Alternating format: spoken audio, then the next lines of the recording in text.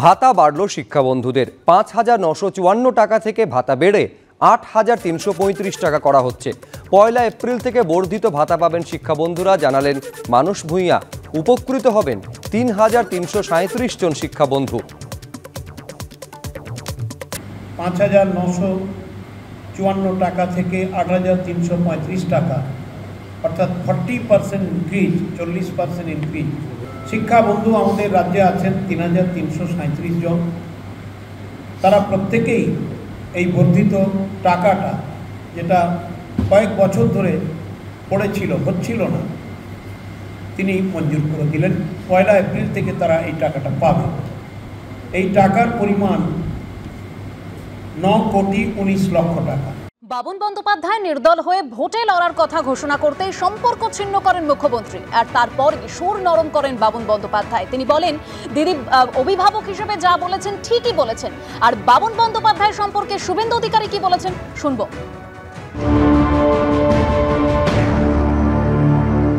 ভাইয়ের সঙ্গে চুক্তি ছিল ২১ সালে যে তোকে আমি এমপি করব, এবং ভাইকে এমপি টিকিট দেয়নি, অর্থাৎ ভাগবাটোয়ারা একটু কম পড়েছে, তাই এসব কথা বলেছে।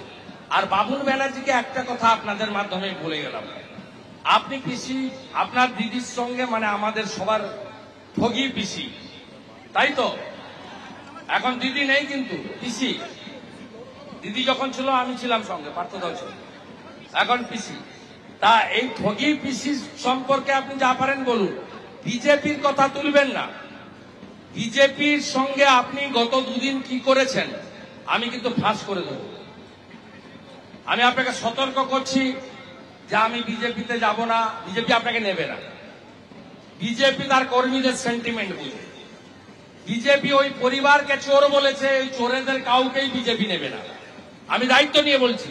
তো আপনি গত দুদিন বিজেপির সঙ্গে কি করেছেন আমার এই মোবাইল ফোনে আছে। আপনি আর একবার যদি বিজেপির নাম বলেন, আগামীকাল এমন হাটে হাড়ি ভাঙবো, আপনি কিন্তু পরের দিন আর মুখ দেখাতে পারবেন না।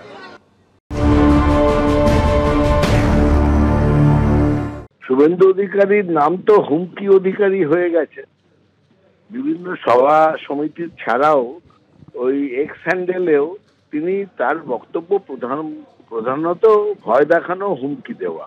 যদি তার কিছু বক্তব্য থাকে বলবো, জানিয়ে দেব, হাটে হাড়ি ভেঙে দেব, এসব না কথা বলে যা করার করলেই পারেন। মানুষের সামনে নিয়ে আসতে হবে, মানুষ দেখবে। আমি যতদূর শুনেছি, এই বাবুন ব্যানার্জি বিজেপির হয়ে দাঁড়াবো সেটা তো বলেননি। তিনি বলেছেন আমি নির্দলীয় হয়ে দাঁড়াতে পারি, এবং পরবর্তী ক্ষেত্রে বলেছেন না, আমি দাঁড়ানোর সিদ্ধান্ত থেকে পেছিয়ে আসছি, আমি সেরকম কিছু করব না, মমতা বন্দ্যোপাধ্যায়ের আদর্শেই আমি থাকবো। এতে ওনার গায়ে জ্বালা ধরছে কেন? এবং সেখানে যদি তার কিছু বক্তব্য থাকে বলুন না সামনে এসে, নাকি তিনি সেইটা আবার প্রকাশ করতে ভয় পাচ্ছেন?